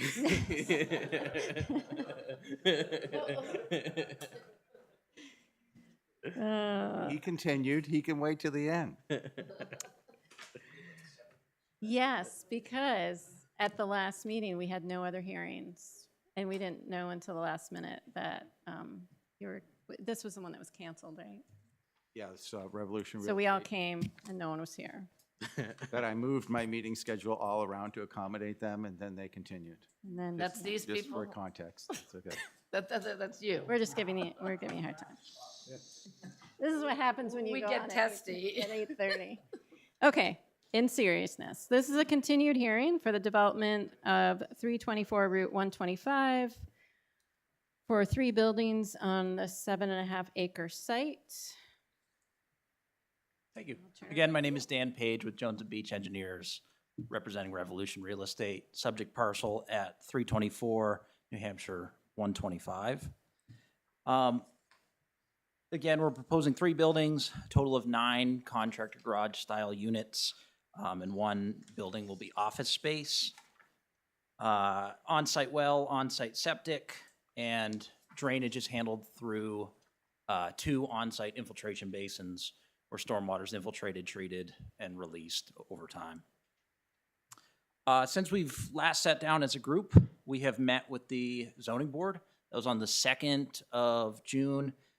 We were continued so that the Conservation Commission could comment on the project, hear the project. We met with them on the 9th of June, and they moved, after discussion, made no exceptions to the project. And the variance that we were seeking, a grading within the 50-foot buffer to a very, very poorly drained wetland. So some of you folks were there. We conducted a site walk on the 14th of June. Thought that was productive. We got to see the buffer, kind of where the buildings were laid out, the driveway, and that sort of stuff. It was cold and rainy. It was cold and rainy. But the rain kind of showed us how things drain sort of a little bit. So Yep. And then right after that, we met with the zoning board again on the 16th of June, where after discussion, that variance was granted. And that really let us move forward with the final drainage revisions that we're going to make, because that variance was granted with the condition that we move to closed drainage on the northern side of that property line, and regrade the area to remove the swale and ease the steep grading that was once proposed at that property line. So we've done all those things. I've finalized the HydroCAD model, and we show significant reductions at the APs. The site-wide total at the 2-year storm, we see a 95% reduction in comparison to the existing site.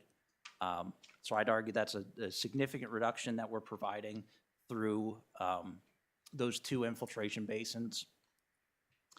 Additional items that we've addressed since the last round of comment letters: we removed snow storage outside of the drainage features. We improved the drainage features at the rear of the larger buildings. I know there was a concern about stormwater pooling at the base of that building. So we've added a catch basin, and I increased the freeboard between the finished floor elevation and the rims of those catch basins. So we've solved kind of that issue of where that drainage is, or where that stormwater is going behind that building. We've expanded the erosion control barrier at the downgrade limit of disturbance. We didn't show it wrapping the full site, so we've pulled that line up visually. We show the full silt fence. And we've shown truck turning plans that shows circulation of the town's fire truck in and out of the site. Tonight, we're here seeking conditional site plan approval. I'd be more than happy to go through the last few comment letters line by line, but I think I've kind of highlighted the important ones here. Yeah, but I'm happy to go through the comment letter or move on to questions or comments if we have them. Could you touch upon the zoning board of adjustments conditions for approval? Yes. Proposed drainage. It was in regards to the drainage elements at, I guess it'd be the entrance drive. We once showed a swale. The roadway was super elevated to the swale. The swale ran the whole length of the driveway, and that ran to a plunge pool, which then made it to one of the infiltration basins. Part of the variance, granting the variance, was the condition that section of the driveway be improved. The board preferred a closed drainage system with curbing so that we relax the grading in that area and kind of provide redundancy so that we don't have spillovers, that sort of stuff. So the variance was conditional upon making the improvements in that area, the drainage improvements in that area, and this plan reflects that. At the very start of the driveway, we super elevate to the left. We swale to kind of a plunge pool, almost more of a culvert entrance. That culvert leads to the catch basin at the base of that driveway, which collects the bottom half of that stormwater generated from the second half of the driveway. And then a culvert conveys that to the infiltration basin.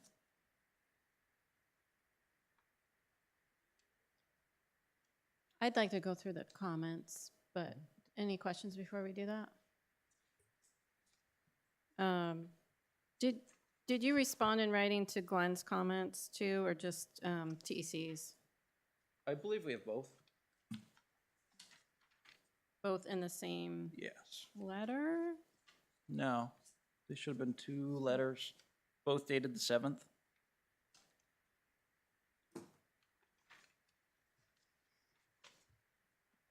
May.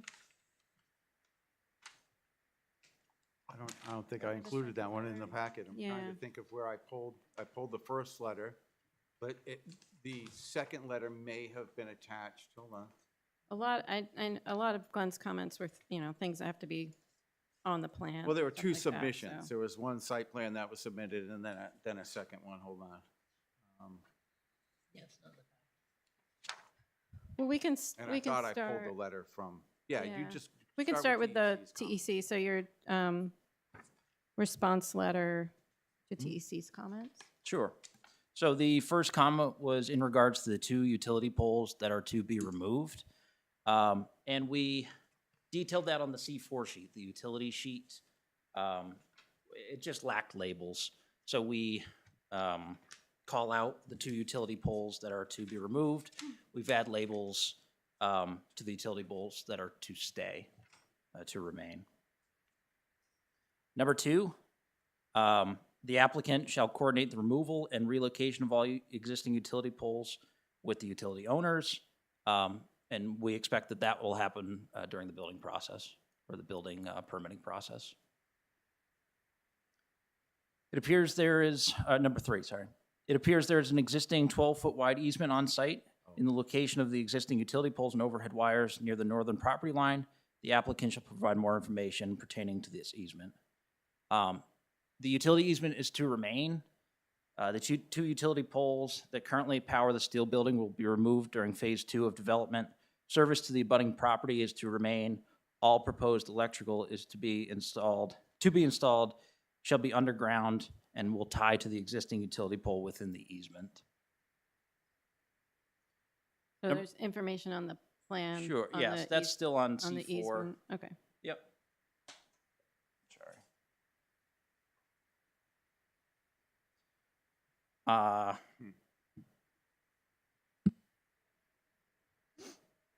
Number 4 is in regards to what is allowed within the easement.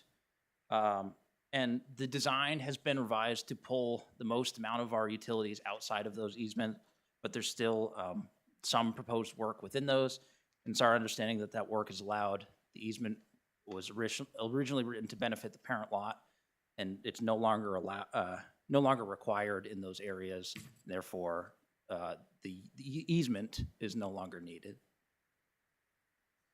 Is there some kind of sign off by public service or Eversource? I don't think it's needed. We have not found any documents other than that easement existing on an Their existing easement takes condition plan. precedent, and you're not looking to make any changes to that? Correct.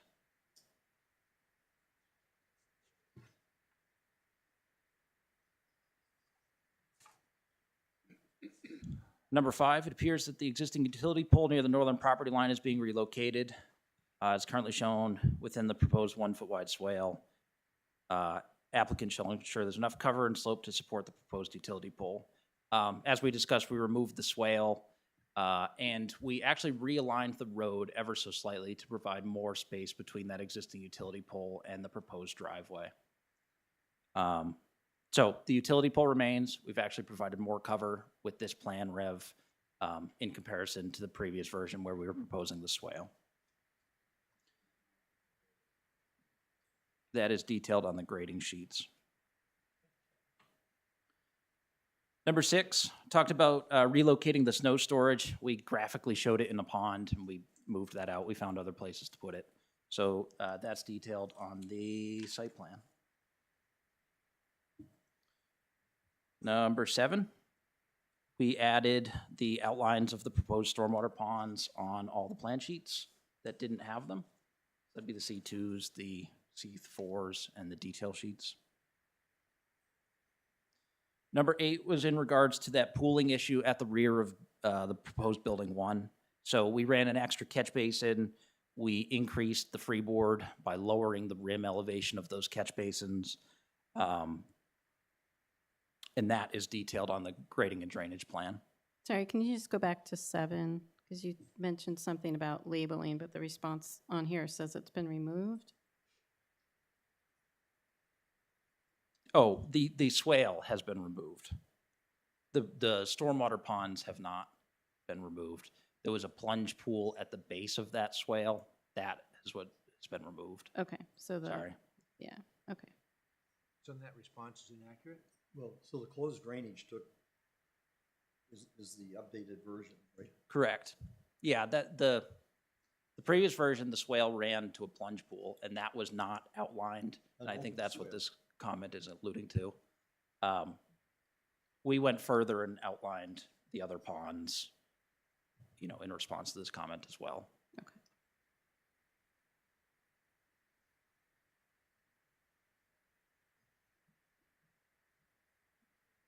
Where was I? 8. 8 was in regards to the pooling water behind building 1.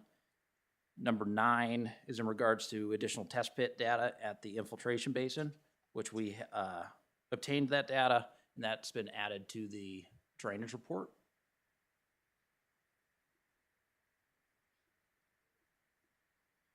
Number 10, the applicant shall include the proposed drainage swale along the northernmost property line in the HydroCAD model to ensure it's properly sized. We have removed that swale, and in its place, we put the catch basins in, and those are modeled in HydroCAD. So this drainage report that you see in front of you reflects those changes. Number 11, TEC has concerns with the proposed grading and drainage swale on the northern edge of property. If the drainage swale gets blocked, stormwater would potentially be directed to the abutting lot, and that is solved by the closed drainage again. Number 12, the applicant should consider closed drainage. I think we got that. 13, the applicant shall show proposed erosion control measures along the northern edge of the property. And that's detailed on the grading and drainage plans. That's the silt fence I was talking about. We just didn't show it pulled up far enough along that bottom edge of disturbance. So we've corrected that, and the silt fence encircles the site better. Number 14, the applicant shall provide additional information regarding fire protection for the proposed buildings. A note regarding the requirement for annual fire inspections and the key lock box have been added to the plans on sheet C2. The fire protection sprinklers are not proposed on all buildings on site, as they are smaller than 15,000 square feet and do not require fire protection.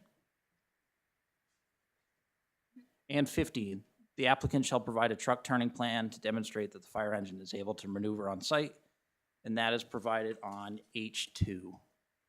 I show the truck coming in and out.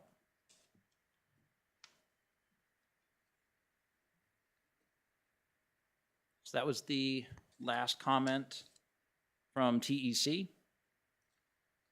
Move on to the comments from Glenn that were received April 29th. My chair keeps sinking. For whatever reason, you look on the back and it print the second page. But I'll put it up here on the screen. That's good enough for you. It's an Excel file error.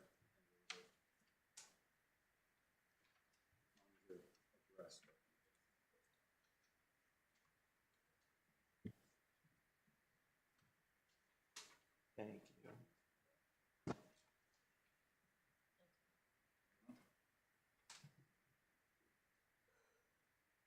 Okay, so now we're looking at your response letter to Glenn's comments.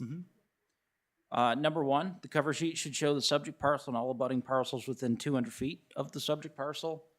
And we have shown that on our locus map on the cover sheet. Number two, the impact fee endorsement block needs to be added to the plans. And we have added that to the plans on the cover sheet, bottom right corner. The plan requires a stamp by a licensed surveyor, and we'll be doing that for the final plan submission. Also requires the wetland scientist stamp, which we'll be doing for the final plan submission. An emergency key box needs to be located on site as agreed upon by public safety personnel. Note stating this needs to be on the final plans, and we added that note to sheet C2A. Number 6, the site plan requires a note detailing change in tenancy, and that was note number 21 on sheet C2. That's been added to the site plan.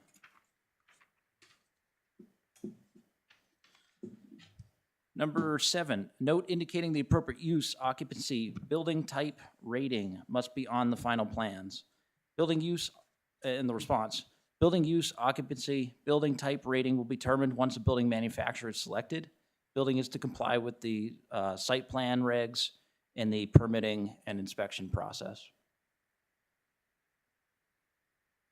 Number 8, a note indicating required annual inspections by the Brentwood Fire Department will be needed on all buildings depicted on the site.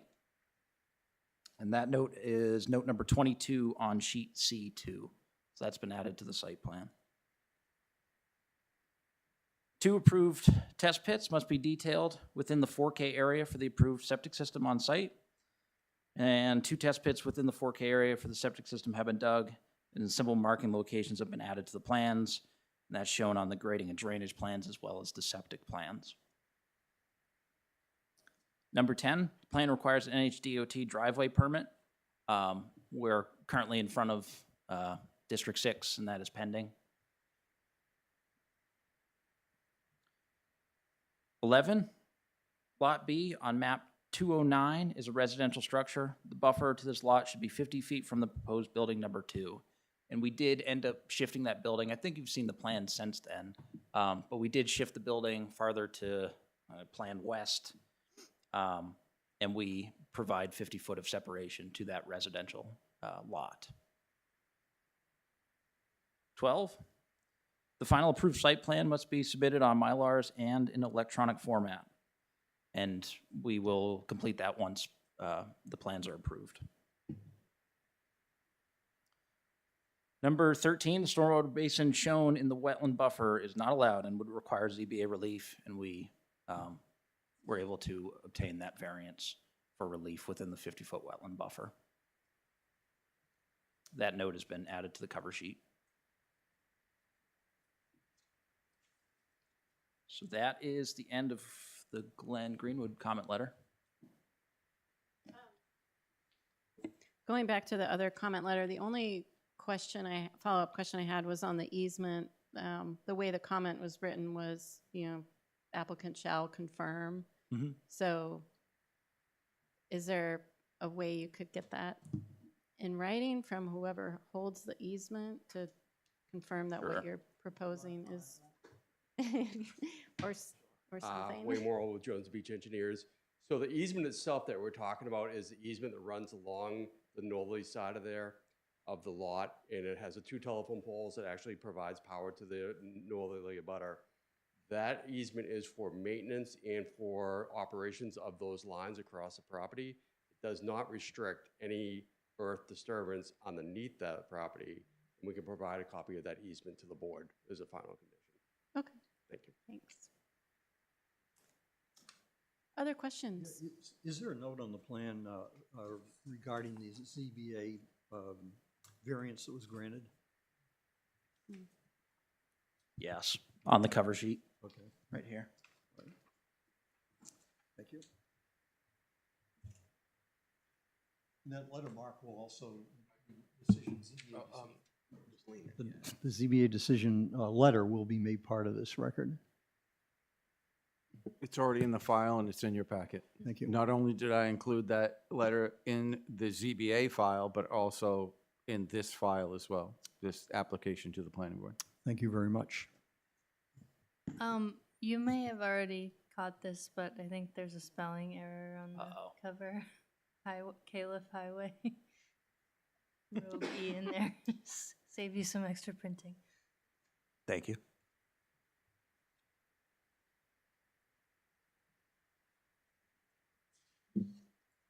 Any other questions? So we have a conditional use permit, and then we have the project approval with conditions. I've made some notes, but awesome.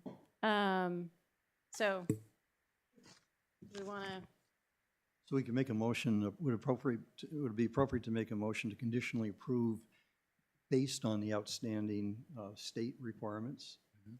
And I guess a copy of the letter makes sense that Kristen's asking for from Eversource, I guess, in this case. does it matter what order we do this in? Should we do the conditional use permit or the Oh, first? yeah, I don't know if it makes, but yeah, let's go through that. In case anything comes up. Anybody want to volunteer? I will move condition A, the proposed construction is essential to the productive use of land not within the Wetlands Conservation District. And I won't make you read the whole comment, but anything you want to highlight? Oh, no, I don't have any comments. All right. Thank you. Any questions? And so that ZBA variance really spoke to this, the town's approval of this paragraph. I think we still need a second. I'll Yeah. second. Any discussion? All in favor? Aye. Aye. Paragraph B, design and construction and maintenance methods will be such as to minimize detrimental impact upon the wetland and will include restoration of the site as nearly as possible to its original grade and condition. In their responses, the site plan has been designed to minimize impact to the wetland buffer area to the best extent practical. BMPs will be utilized during construction activities within the buffer to mitigate the risk of impact to the wetland. Final proposed conditions will be stabilized with vegetation as specified in the plan set. So I make that a motion to agree that the applicant has met the required conditions for approval of paragraph B. I'll second. I have a question. Is the BMP best practices? Yes, best management practice. Yeah. And did you get Liz? Any discussion? All in favor? Aye. Okay. See? I will move adoption of C, no alternative route which does not cross a wetland or has less detrimental impact on the wetland is feasible. The response due to existing topography, lot shape, and location of the wetland complex drainage features must be located at the local low point of the site adjacent to the wetland area. Seconded. Discussion, questions? All in favor? Aye. Aye. Then paragraph D, the next one, stream and wetlands crossings shall be avoided whenever possible. And it goes on with a little additional language, but the response is, and it's correct, that no wetland crossing is proposed here. So I make a motion that item D has been well stated. Questions or discussion? All in favor? Aye. Right. And I'll move E, wetland boundary markers of a type approved by the planning board will be set in order to visually delineate the furthest extent of the wetland. The wetland boundary marker will be set prior to the construction activities on site. Questions or discussion? You can talk to Nick about what he's using from 6 Hour. All in favor? Aye. Aye. Yeah, you heard the discussion about that, if you can check with Mark on that, okay. I forgot to ask if anybody else in the audience had any comments or questions? Okay. All right, a motion for the, I'll make a Whole thing? motion to approve overall. Not the entire, not the entire plan, just the wetlands conditional right. approval. The- Okay, Yes, thank you. Yep, conditional use permit. yep. Thank you. Do we have a second on the conditional use permit? Second. Is that? Second. Yep. Any last questions or discussions on this one? All in favor? Aye. Aye. Aye. All right, I'm so, gonna stay one more time. I'm just Okay. overwhelmed by that. I'm Okay. new to the planning board this year, so I'm just overwhelmed by the volume of material. And just I am We have not. a- I have all your abstentions and your seconds. we have a lot, we've been, a lot of votes tonight. Okay, so conditional use permit approved, and now we can talk about the whole project and conditions on approval. So the notes I had were the driveway permit, which is pending, The state approval driveway state permit. approval of the driveway permit. I'd like Glenn's final sign off that all of these things in his comment letter are complete. I don't know if we need to make a note about the zoning condition, because that's in the zoning approval. I'm sorry. They have a condition, Yeah, the zoning Well, board. Do we need to make a note of that? It's, no, you don't really, because the zoning board of adjustment is its own board and made its own motions, and, So we, okay. you're right, you cannot either override it or. We don't need to. No, we you don't need even have to mention deal with Okay, it at all, yep. all right. What did I miss? What other? maybe you could just add Glenn's review and approval of TEC's requirement. There's TEC's letter of whatever date that was. Letter from the Brentwood Fire Department. Yeah, Glenn always does that, but it's just good to have it as part of the record. The fire department, sir? Letter from the fire Well, department. Glenn's review of the TEC comments to make sure that Glenn agrees that the TEC comments have all been addressed. So I'm talking about TEC's letter to the board.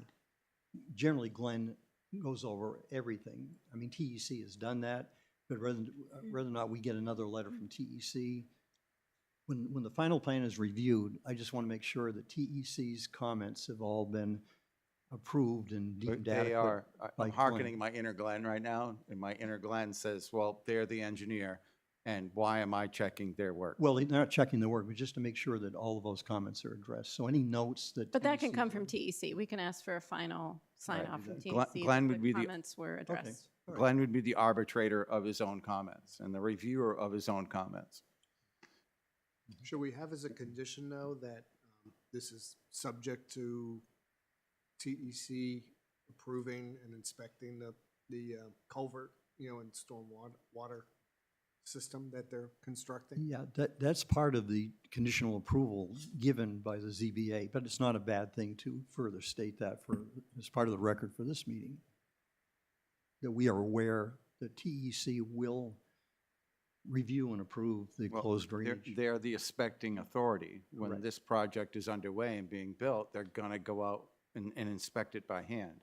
And if one of their comments wasn't addressed on the plan set itself, I would you'll catch hope, that in the I would building hope that process. would be true. I would hope. Well, I mean, when you get on a plane, you know, like, you hope the wings don't Well, fly that up. was just language. I mean, that's just boilerplate that we've always included in the record for years, that Glenn would make the final review and approval of all of our agents' information submitted. But I think it's going to happen, so I'm not too worried about it. Well, I think, so we can have this conditioned on Glenn's final review of his comments, that those were addressed, TEC's final review that their comments were addressed. I heard you say a letter from the fire department? Yeah, that's standard boilerplate. Standard I driveway can't record any standard. Mylar without Yeah. their approval, so. Anything else? Madam Chair, Yes. the condition, you need the New Hampshire DES approval for the septic system also. Yep. So I'll move approval with those 4 conditions outlined by the chair. I think we're up to more than 4. Yeah. Oh, I thought we had 4. Yeah, I can read them back to Okay, you yeah, yeah, if you yeah. so like. I'm just gonna add one letter from TEC confirming comments. All been addressed. Addressed. Are you good? Did you have any? No. State driveway permit, Glenn to sign off on his comment letter, letter from the Brentwood Fire Department, letter from TEC confirming comments have been addressed, New Hampshire DES septic approval. 5. And what about that letter from Eversource as far as the utility easement goes? I think utility easements are pretty boilerplate with every subdivision.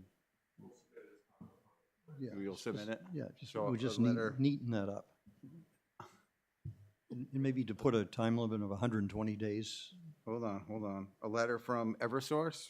Yeah, just describing, or what Wayne, yeah, copy of the easement. The Jones and Beach. Okay, just a copy of the easement. So I'll move approval with the 6 conditions that were just outlined, I think it's 7. with the 7 conditions that were just outlined. 6 or 7 with the conditions. With all the conditions We that might were not just be done yet. And a time frame? And 1 year typically. You said 1 year, he said 100. Well, in our ordinance, it does say 2 years, if you want to get technical. But But we usually typically do it for a pencil year. that, Yeah. Mm-hmm. Okay, so we have a motion to approve, conditionally approve, with a list of 7 items, including easement in the packet, NDOT permit, a letter from Glenn, a letter from TEC, the letter from the fire department, septic approval. I think the 7th one was, we decided we don't need, I had to So do it is zoning. 6. So you're right, 6. So I Um, second the motion. For 1 year. We have a second. Second. Any final questions, comments, issues? All right, all in favor? Aye. Aye. My usual abstention for But you confusion. seconded. You seconded. Yeah, but you could second. I wanted to have a vote. You do you, my friend. You do Thank you. Thank you. All right, I think we have a little board business to get through. Yeah, one of the things, I forgot the folder on my desk. Okay, well, we can do the minutes from June 26th. I'll make a motion to adopt the June 26th minutes. Thank you. You too. Any discussion on the minutes? All in favor? Aye. Aye. Aye. Oh, I'll have to write this down. Yeah, maybe we'll pump the brakes for a second. Yeah, okay. Did you motion? I moved, and Brett, you seconded? Okay, yeah. Okay. Are they in the packet? Yeah, Yeah, the they're last the- page. the First packet last. The last page in the agenda packet, yeah, that's the one. Okay, where are we? Doug motioned and Brett seconded the minutes, and we voted to approve. For the minutes, Oh, who made the motion? Doug and Brett. Can I move to change the agenda from July 27th to July 17th? What, on the agenda? Oh, on the agenda. Did I put the wrong date on there? Maybe just fix it in the file for the record. Point of order, I have a motion on the floor that's been seconded. Yeah, the minutes, yeah. I thought we approved those, yeah. Yeah, no, he's talking about tonight's agenda. It says the 27th. But have we voted on the minutes? Yeah, yeah, Yeah. we did. Oh, we just did. Oh, okay. Liz didn't say anything. I wasn't sitting at the table. Did you abstain from the minute? I didn't say anything. Sweet mother. I was here. Okay, you didn't. Okay. I'm just. Okay. past. We have a majority Present. vote. One Smith Road update? Oh,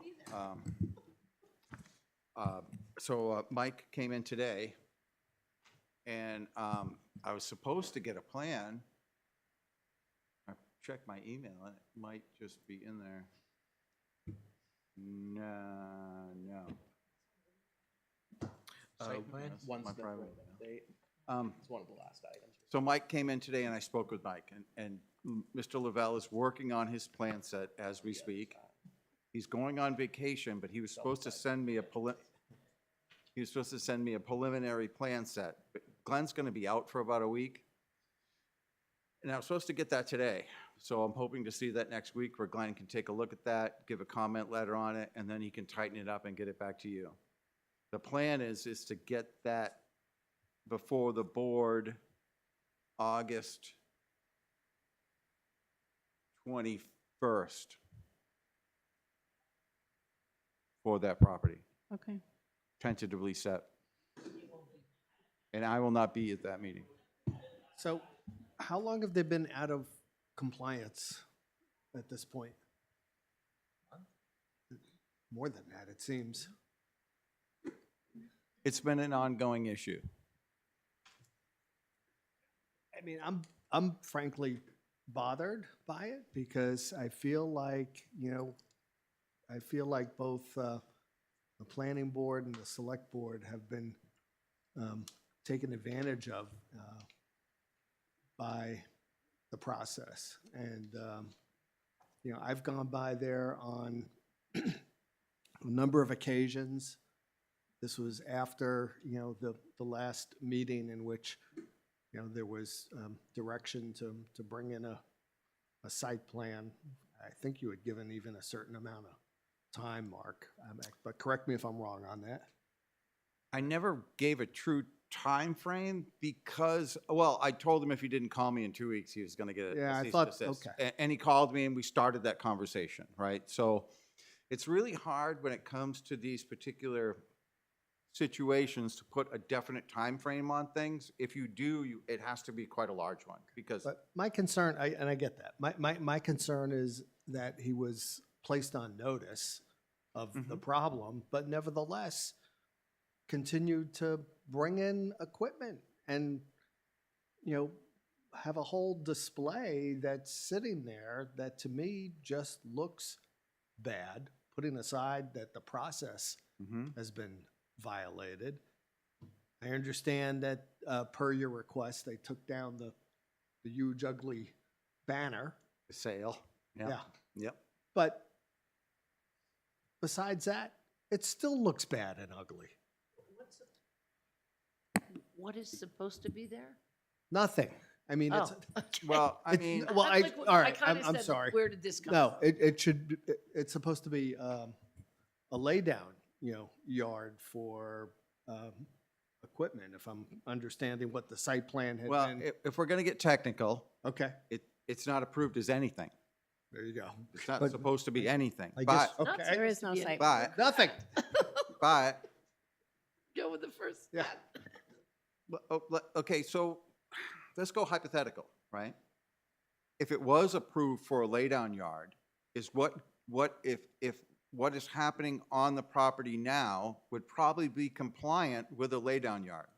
So when we look at it and go, that's aesthetically not something that I like to see, but if it's an approved laydown yard, would that activity be approved to be doing that?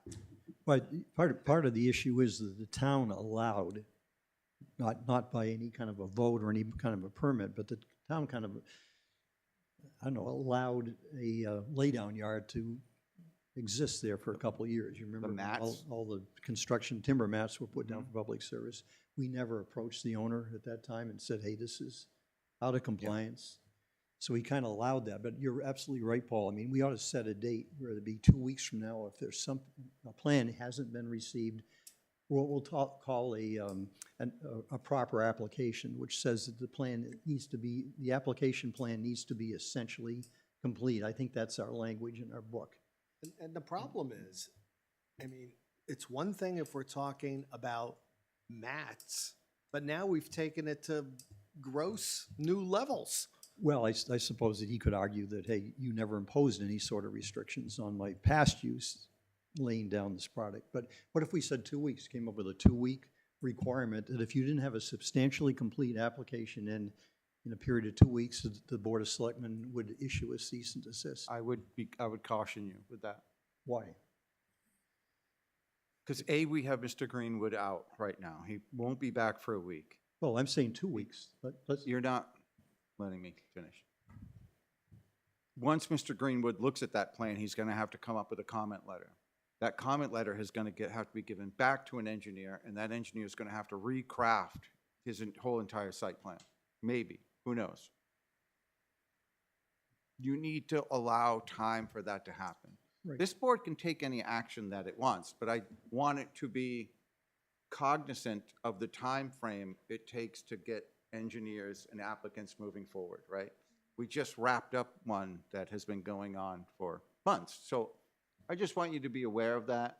I would say, this is simply my opinion, if I have consistent movement forward to a goal, why would I want to interrupt that process?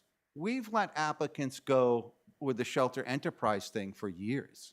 For years that lingered on with no. Yeah, but This is different. what we've done in the past shouldn't, Right. we right. don't want to say, This is a much let better something else. process So of moving forward. it sounds like there's active discussions, they're actively working on a plan. We should have something before the board on August 21st. I think it's reasonable to say if we don't have anything on August 21st, then we should consider at that point a cease and desist. Asking the select board to issue a cease and desist, that's kind of in their That's a realistic time frame. And I just would say that, and that's fine, but, having said that, a process has been violated here. And, I think one, option is to say to the owner, look, until, that process moves forward and until we approve that process, then remove what you've placed there as an interim order. Is there anything stopping the select board from taking their own action? I mean, all we do is recommend. So if you're aware that they're not in compliance, the select board's free to. No. Well, this is do their own true, but I thing. was waiting for, a submission to the planning board and an update from the planning board. And I'm also, giving deference to the planning board for input. And I think you're right, Paul. I mean, as far as our regs go and our rules of procedure, once an application is submitted, which is what's required, Glenn is under no requirement to produce a comment letter within X number of days, because the planning board is not assumed jurisdiction at that point. So all this is doing is making sure that what Paul's asking the select board, I think all of us are asking him to do, is to get that application in and give him 2 weeks or, some reasonable length of time. But once he submits that application, Glenn can have 45 days if he wants to review and make a comment letter, because we are not starting our 65-day clock. We're not assuming jurisdiction or taking jurisdiction. I like Fair. August But there's- 21 instead of 2 weeks. Ryan came in and talked to Glenn and said, is this acceptable to you? That I put a preliminary plan together, have you take a look at it, and then I'll tighten it up. Did he I submit feel that like, plan? I feel like between the conversation that Glenn had and the conversation that Mark's had, that we'd be pulling the rug out from everybody if we did something tonight. Oh, no, So, not tonight. Yeah. Give him I'm- 2 weeks or 3 weeks, but have some kind of date certain, so you start some sort of legal record. So put it on the agenda That's for next time. And- every meeting we have had since this became an issue, it has been on the agenda. Every meeting, I have given you forward Progress. progress. Yeah. I've never come in and said, what's the progress of this? And said, "Well, there isn't any. There's been a definite forward progress to and achieve a goal. Right. you I can- guess And I've we're- said from Can day you- one, and I've told it to Mike, if I don't see this progress, then another route will have to take place. But I think you have to come up with a date certain. At some point, you have to put the Well, I think we marker have up. I think we have a couple of dates, right? So if you come to the next meeting and you haven't received that draft, Mhm. then that's That'd be a marker no of progress. So we'll discuss it at that point. And then you can let them know, we want to have something to look at Mhm. by the August 21st meeting. And if we don't, we'll make a recommendation to the select board. In the meantime, if the select board is upset about what they're seeing and, I don't know. then I haven't, you I can- have waited because I wanted to, get the planning board Yeah. input, but I will intend to, raise it at You the can, select you board can, I level. mean, also just let them know that this is happening and that might be coming to them if, Well, we have Again- 2 weeks before I our happen next to meeting. have an idea of who's going to come and talk to you, because you have been withholding electrical permits from the property next door based upon what's happening.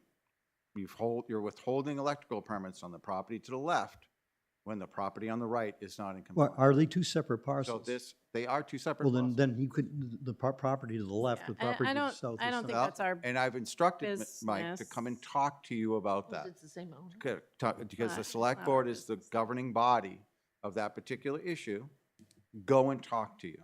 So you will have an opportunity to, pretty soon, to talk to Mike yourself.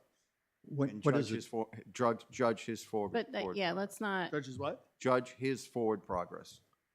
I'm more judging having been placed on notice of, the lack of a site plan, but nevertheless, Mhm. after that notice, activity, at least in my mind, of a substantial nature, ongoing. And that to me is problematic. It seems to be increasing, the so activity level. so can you communicate some things to him? One is by the you need to see a plan. You were supposed to get it today. So Mhm. if you don't have it next week, that's a problem. August 21st, we need something here to discuss. In the meantime, there shouldn't be any increased activity. And then for the Okay, plan, sure. that we'd like, I mean, it sounds like we need a visual buffer. I know we can require That's landscape. gonna come out in the site plan. I'm not, But if you want to give them a leg up, that's, go ahead and think about that's, would be a good thing to include in the site plan. I mean, I understand that this is ultimately a select board, jurisdiction in terms of what we can do in the interim or what, Mhm. we can do ultimately.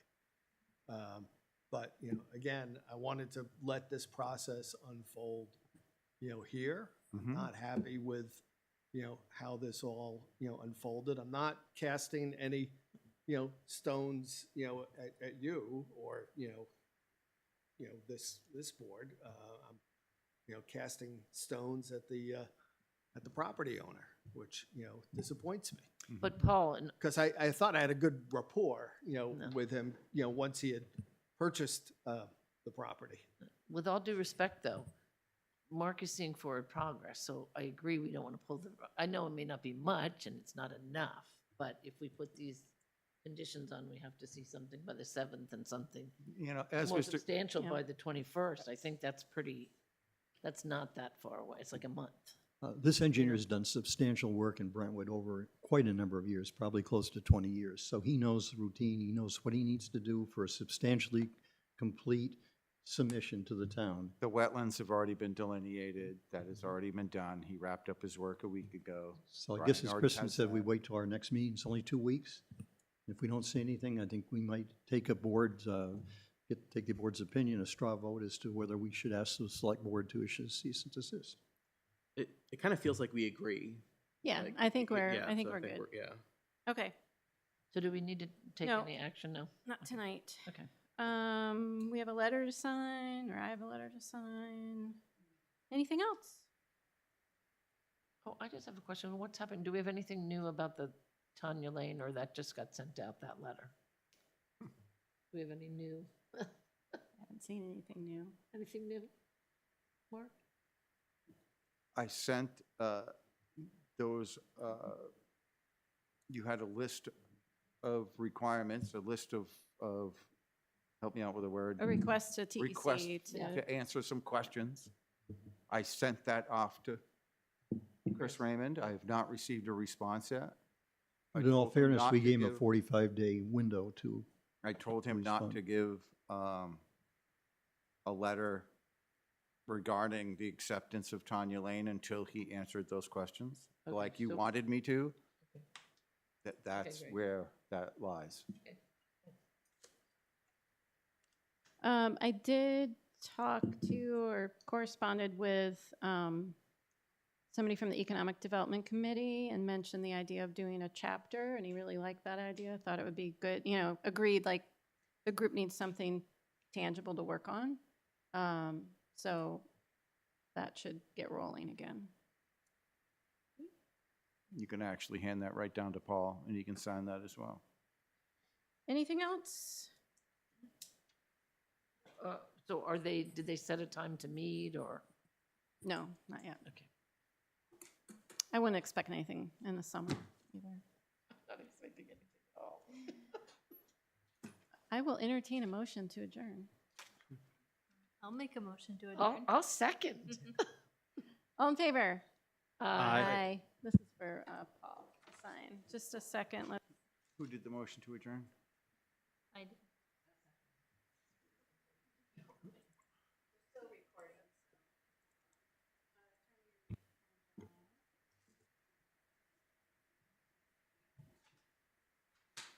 No, we're not. Who did the motion to adjourn? Steph. I love you, Steph. Your voice.